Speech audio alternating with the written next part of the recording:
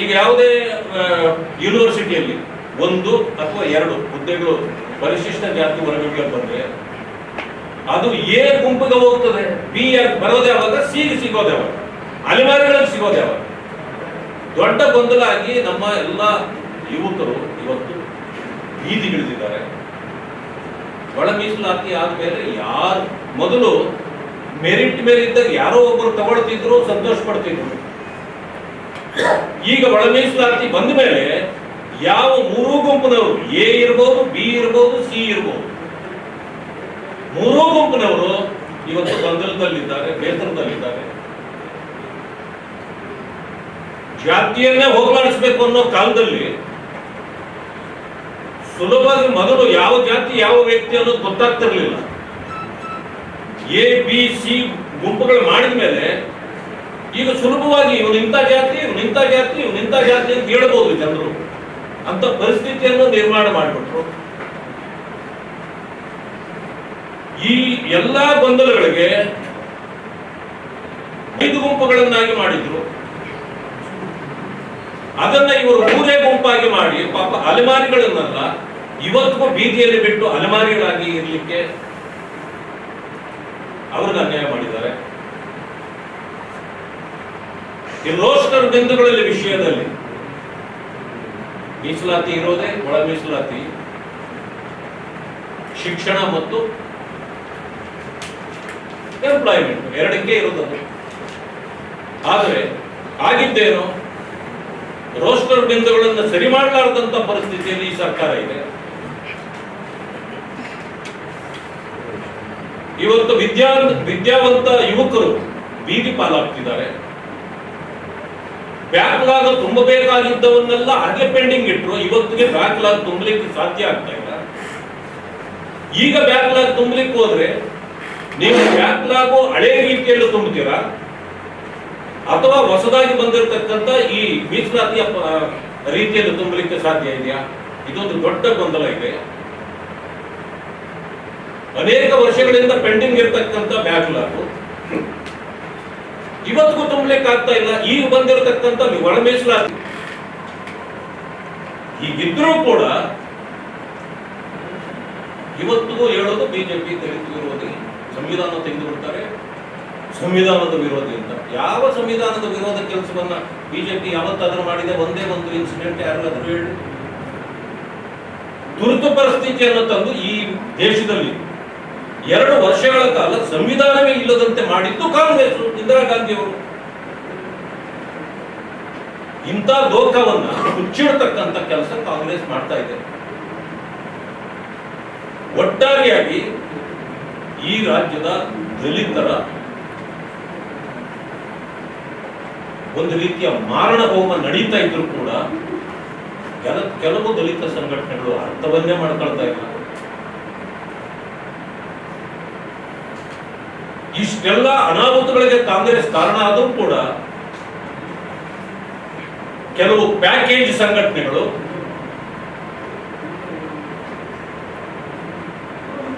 ಅವರು ಕೊಡ್ತಕ್ಕಂತ ಕೆಲವು ಪ್ಯಾಕೇಜ್ಗೆ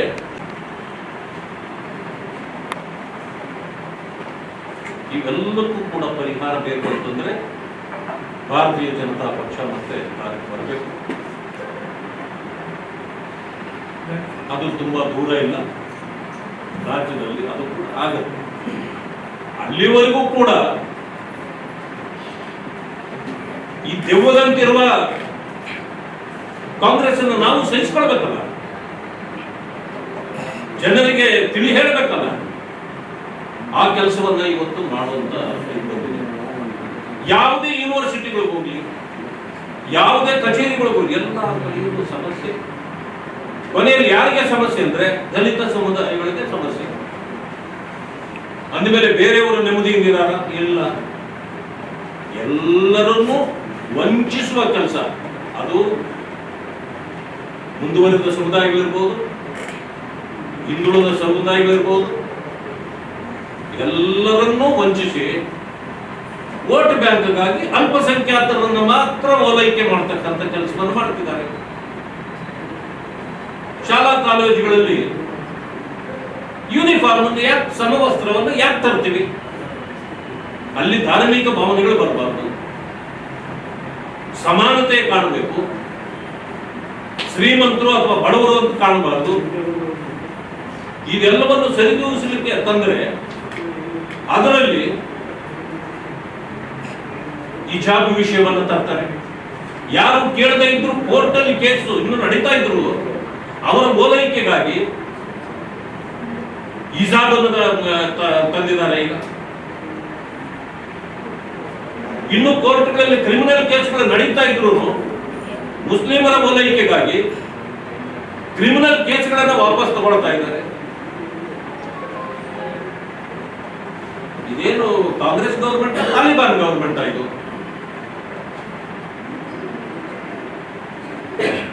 ಯೂನಿವರ್ಸಿಟಿ ಬಂದ್ರೆ ಸರ್ಕಾರದಲ್ಲಿ ಎಷ್ಟು ಸಮಸ್ಯೆಗಳಿದೋ ಅದಕ್ಕಿಂತ ಹೆಚ್ಚು ಯೂನಿವರ್ಸಿಟಿಗಳಲ್ಲಿ ಸಮಸ್ಯೆ ಇದೆ. ನೆನ್ನೆ ಬಂದ ತಕ್ಷಣ ಸುಮಾರು ಜನ ನನ್ನನ್ನು ಭೇಟಿಯಾದರು. SC/BT ಹಣ ಇಲ್ಲೂ ಇಡಬೇಕು. ಈ ಮೈಸೂರು ವಿಶ್ವವಿದ್ಯಾಲಯ 403 ಕೋಟಿ ರೂಪಾಯಿ ಬಡ್ಜೆಟ್ ಇದು ಮಾಡ್ತಾರೆ. ಸುಮಾರು 70 ಕೋಟಿ ರೂಪಾಯಿ ಪರಿಶಿಷ್ಟ ಜಾತಿ ವರ್ಗಗಳಿಗೆ ಇಡಬೇಕು. ಅವರಿಗೆ ಶಿಷ್ಯ ವೇತನ ಕೊಡ್ತಕ್ಕಂಥದ್ದು ಅಥವಾ ಸ್ಕಾಲರ್ಶಿಪ್ ಕೊಡ್ತಕ್ಕಂಥದ್ದು, ಹಾಸ್ಟೆಲ್ ಫೆಸಿಲಿಟಿ ಕೊಡ್ತಕ್ಕಂಥದ್ದು ಎಲ್ಲವನ್ನು ಮಾಡಬೇಕು. ಎಲ್ಲವೂ ಕೂಡ ಕಳಪೆ ಇದೆ. ಶಿಷ್ಯ ವೇತನ ಇದುವರೆಗೂ ಕೊಡ್ತಾ ಇಲ್ಲ. ಏನೋ ರಾಜೀನಾಮೆ ಕೊಡ್ತಾರೆ ನಾಳೆ ಅನ್ನೋ ವರದಿಗಳು ನಿಮ್ಮ ಕಡೆಯಿಂದ ಎಲ್ಲ ಬರ್ತಾ ಇವೆ. ಅದರ ಬಗ್ಗೆ ನನಗೆ ಬಹಳ ಉತ್ಸುಕತೆ ಇಲ್ಲ. ಕಾಂಗ್ರೆಸ್ಸಿನ ಕಥೆ ಹೆಂಗಾಗಿದೆ ಅಂದ್ರೆ ಓದಿಯ ಪಿಚಾಚಿ ಅಂದ್ರೆ ಎಲ್ಲ ಬಂದೇ ಗವಾಕ್ಷೆಯಲ್ಲಿ ಅಂತ ಯಾರು ಬಂದ್ರು ಅದರ ಪರಿಸ್ಥಿತಿ ಅಷ್ಟೇ. ಅದಕ್ಕೆ ಇರ್ರಿಪೇರಬಲ್ ಗೌರ್ಮೆಂಟ್ ಅದನ್ನು ಏನೂ ಆಗೋದಿಲ್ಲ. ಇವರೇನೋ ರಾಜೀನಾಮೆ ಕೊಡೋದು. DK ಶಿವಕುಮಾರ್ ಅವರು ಮುಖ್ಯಮಂತ್ರಿ ಆಗ್ತಾರೆ ಅಂತಕ್ಕಂಥ ಸುದ್ದಿಯೂ ಕೂಡ ಬರ್ತಾ ಇದೆ. ನನಗೇನು ಅದಕ್ಕೂ ಬೇಜಾರಿಲ್ಲ. ಯಾಕಂತಂದ್ರೆ ಈಸ್ ಆಲ್ಸೋ ಮೈ ಫ್ರೆಂಡ್. ನಾವೆಲ್ಲ ಒಟ್ಟಿಗೆ ಕೆಲಸ ಮಾಡಿದ್ರು. ಅವರಾದ್ರೆ ನನಗೇನು ನೋವಿಲ್ಲ. ಅದೇ ನನಗಿರ್ತಕ್ಕಂಥ ನೋವೇನಂದ್ರೆ 78 ವರ್ಷಗಳಾಯ್ತು, 80 ವರ್ಷ ಆಗ್ತಾ ಇದೆ ಸ್ವತಂತ್ರ. ಕರ್ನಾಟಕದಲ್ಲಿ ದಲಿತರನ್ನು ವೋಟ್ ಬ್ಯಾಂಕ್ ಮಾಡ್ಕೊಂಡು ಇವತ್ತು ಮಾಡ್ತೀವಿ, ನಾಳೆ ಮಾಡ್ತೀವಿ, ಇನ್ನೊಂದು ಚುನಾವಣೆ ಬಂದ್ರೆ ಮಾಡ್ತೀವಿ ಅನ್ಕೊಂಡು ದಲಿತರನ್ನ ಮುಖ್ಯಮಂತ್ರಿ ಮಾಡ್ತೀವಿ ಅಂತ ಹೇಳಿ ವಂಚನೆ ಮಾಡಿಬಿಟ್ರಲ್ಲ ಕಾಂಗ್ರೆಸ್. ಇದು ನೋವಿದೆ. ಆಮೇಲೆ ಕಾಂಗ್ರೆಸ್ ಅಲ್ಲಿರೋ ದಲಿತ ಲೀಡರ್ಗಳು ಇದಾರಲ್ಲ, ಒಂಥರ ಏನೋ ಶುಗರ್ಲೆಸ್ ಸೀಡ್ಲೆಸ್ ಇದ್ದಂಗೆ. ಎಷ್ಟು ದಿನ ವಂಚನೆ ಮಾಡ್ತಿರೋ ಅಂತ ಕೇಳೋ ತಾಕತ್ ಯಾವಾಗಾದ್ರೂ ಇದ್ರೆ ಯಾರು ಇಲ್ಲ. ಅದರಿಂದನೇ ನಮ್ಮ ಹಳ್ಳಿ ಕಡೆ ಹೇಳ್ತಾರೆ ಹೊಡೆದ್ರು ಬಗನಿಗೂಟ ಅಂತ. ಹಾಗೆ ದಲಿತರಿಗೆ ಕಾಂಗ್ರೆಸ್ ಬಡ್ದಿದೆ ಬಗನಿಗೂಟ. ನಾಚಿಕೆ ಆಗಲ್ವಾ ನಿಮಗೆಲ್ಲ? ಇನ್ನೂ ಇರ್ಬೇಕಲ್ಲಿ. ದಲಿತರನ್ನ ಈ ಬಾರಿ ಏನಾದ್ರೂ ಮುಖ್ಯಮಂತ್ರಿ ಮಾಡಲಿಲ್ಲ ಅಂದ್ರೆ ತಮ್ಮ ಮೂಲಕ ನಾನು ಕರೆ ಕೊಡ್ತೇನೆ.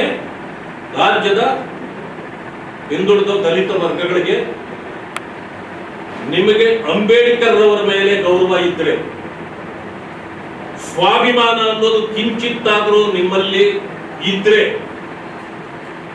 ಯಾರು ಕೂಡ ಮುಂದಿನ ಸಚಿವ ಸಂಪುಟದಲ್ಲಿ ಯಾರು ಕೂಡ ಸ್ಥಾನಗಳನ್ನು ಪಡೆಯಬಾರದು. Show your protest to the Congress high command that you are cheated us ಅನ್ನೋದನ್ನು ತೋರಿಸ್ಕೊಡಿ. 80 ವರ್ಷಗಳಲ್ಲಿ ಎನ್ ರಾಚಯ್ಯ ಅವರಿಂದ ಹಿಡಿದು ಬಿ ರಾಚಯ್ಯ ಅವರಿಂದ ಹಿಡಿದು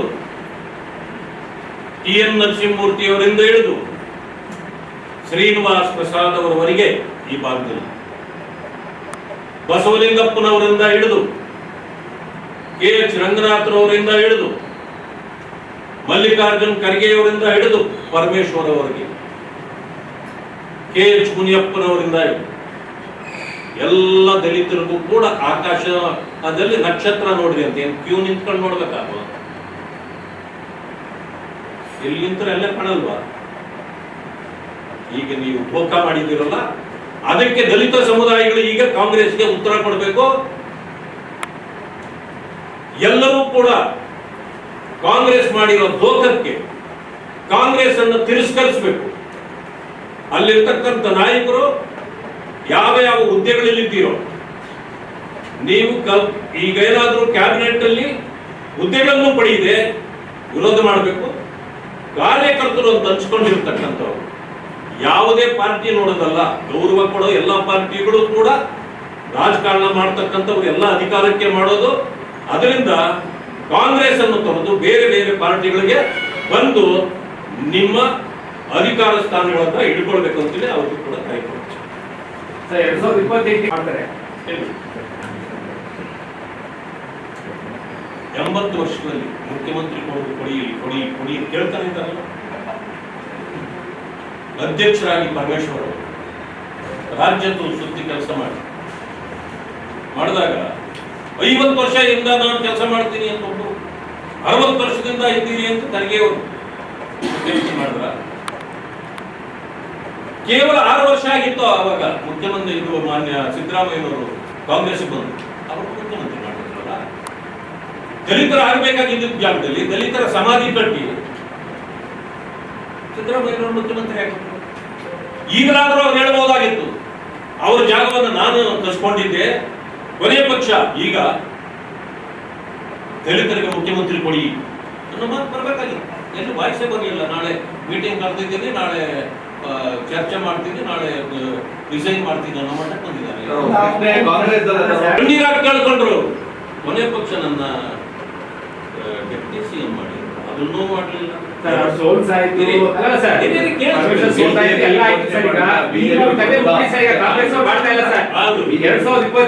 ನಿಪಕ್ಷ ಅಧಿಕಾರಕ್ಕೆ ಬಂದ್ರೆ ನೀವು ದಲಿತ ಮುಖ್ಯಮಂತ್ರಿನ ಮಾಡ್ತೀರಾ ಅಂತ ನಾನು ಅದಕ್ಕೆ ಹೇಳಿದ್ರು. ನಮ್ಮ ಕಾರಜೋಳ ಅವರು ಅವ್ರೇನು ಯಾರು ಕೇಳಿರಲಿಲ್ಲ ಉಪಮುಖ್ಯಮಂತ್ರಿ ಮಾಡ್ತಾರೆ, ಆದರೆ ಅವ್ರನ್ನ ಉಪಮುಖ್ಯಮಂತ್ರಿ ಮಾಡಲಿಲ್ಲ. ಆದರೂ ಕುಮಾರಸ್ವಾಮಿ ಅವ್ರ ಒಂದು ಕಾಲದಲ್ಲಿ ಅದಾಗಿದೆ. ಹಾಗೆ ಅವನು ಕೇಳದೆ ಇದ್ರು ಉಪಮುಖ್ಯಮಂತ್ರಿ ಮಾಡಿದ್ರು. ನಾನೇನು ಕೇಳೇ ಇರಲಿಲ್ಲ, ವಿರೋಧ ಪಕ್ಷದ ನಾಯಕರು ಮಾಡಿದ್ರು. I am also D facto chief minister. ಹೌದಾ? ಇದು ಕೇಳದೆ ಆಗೋದು. ನಮ್ಮ ಪಕ್ಷದಲ್ಲಿ ಕೇಳಲೇಬೇಕಾಗಿಲ್ಲ, ಏನು ಬೇಕಾದ್ರೂ ಆಗ್ಬೋದು. ಪವಾಡ ಏನಾದ್ರೂ ಆಗೋದಿಲ್ಲ ಬಿಜೆಪಿ ಅಲ್ಲ. ಅವರ ಪ್ರಶ್ನೆ ಏನು ಅಂತ ಹೇಳಿದ್ರೆ, ಇವತ್ತು ಕರೆ ಕೊಡ್ತಾ ಇರೋ ದಲಿತರಿಗೆ ಬಿಜೆಪಿಯಿಂದ ಇದೇ ರೀತಿಯಾಗಿ ದಲಿತರನ್ನ ಸೇಮ್ ಮಾಡಿಲ್ಲ, ದಲಿತರಿಗೆ ಸ್ಥಾನಮಾನ ಕೊಡಲ್ಲ, ಇದೇ ರೀತಿ ಬಂದು ಕರೆ ಕೊಡ್ತೀರಾ ನಾವು ನೋಡಿ. ಸಂದರ್ಭ ಎಲ್ಲವನ್ನೂ ಉತ್ತರಿಸುತ್ತೆ. ನಾವು ಕ್ಲೇಮ್ ಮಾಡಬೇಕಾಗಿಲ್ಲ. ಪವಾಡ ಆಗೋದಿದ್ರೆ ನಮ್ಮಲ್ಲಿ ಆಗೋದು ಅಂತ ಕಾಲ ಬಂದಾಗ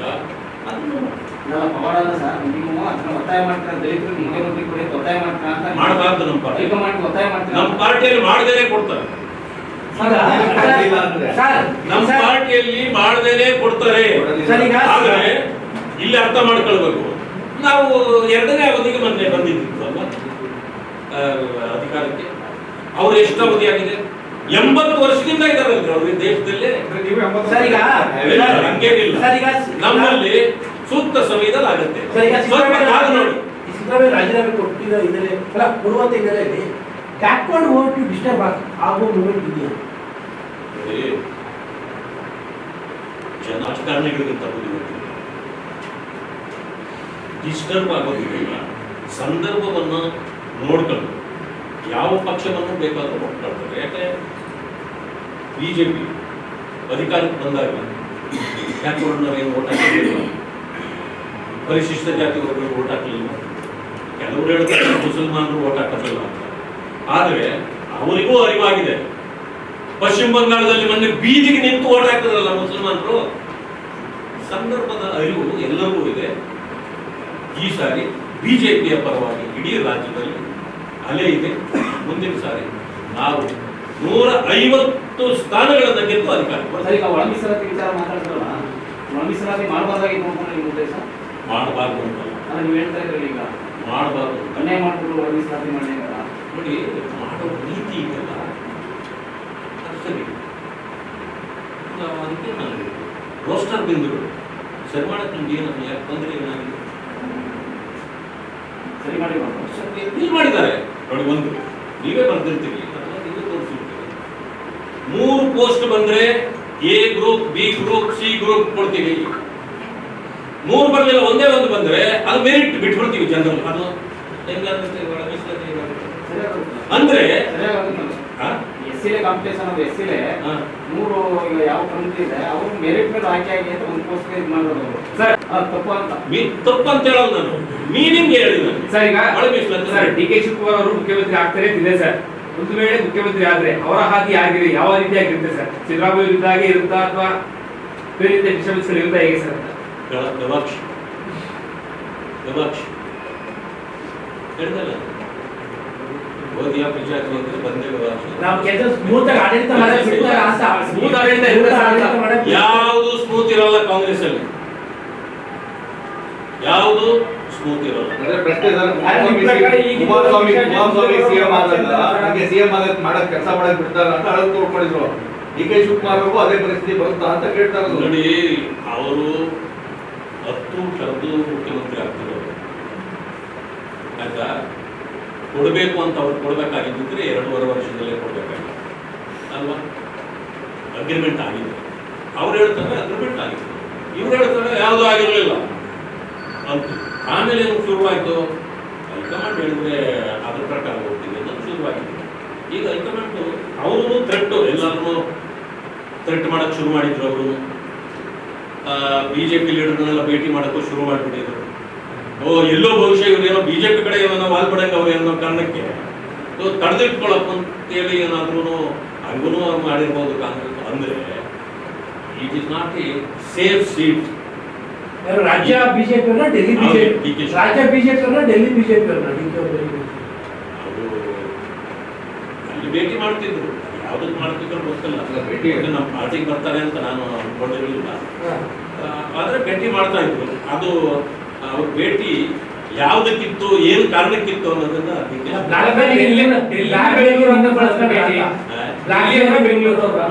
ಕೇಳಿಸ್ತಾರೆ. ಬ್ಲಾಕ್ ಬೇಲಿ ನಿಮ್ಮನ್ನ ಬಳಸ್ಕೊಂಡ್ರ ಅಂತ, ನಿಮ್ಮನ್ನ ಮಾತ್ರ ನಿಮ್ಮ ಪಾರ್ಟಿ ಅವ್ರನ್ನ ಕೇಳ್ಬೇಕು. ಡಿ ಕೆ ಶಿವಕುಮಾರ್ ಮಿತ್ರರು ಹೇಳ್ತಾರೆ, ಇನ್ನೊಂದ್ ಕಡೆ ದಲಿತ ಸಿಎಂಗೆ ಸಿಎಂ ಮಾಡ್ಬೇಕಂತಂದ್ರೆ ಏನಂದ್ರೆ ಒಂದ್ ಕಡೆ ನೀವು ಡಿ ಕೆ ಶಿವಕುಮಾರ್ ಮಿತ್ರರು ಅಂತ ತಾವು ಮಾತಾಡಿದ್ರೆ ಈಗ, ಹಾಗೆ ಇನ್ನೊಂದ್ ಕಡೆ ದಲಿತರಿಗೆ ಕೊಡ್ಬೇಕು ಸಿಎಂ ಪೋಸ್ಟ್ ಅಂತೀರಾ? ಯಾವ ರೀತಿ ಸರ್? ನನಗೆಲ್ಲ ಪಾರ್ಟಿಯಲ್ಲೂ ಮಿತ್ರರಿದ್ದಾರೆ, ಆದರೆ ಅಡ್ಜಸ್ಟ್ಮೆಂಟ್ ಇಲ್ಲ.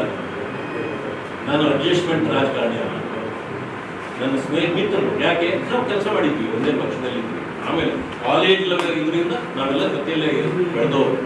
ಅದರಿಂದಾಗಿ ಅವರಾದ್ರೆ ನಮಗೆ ಸಂತೋಷ ಆಗ್ಬೋದು.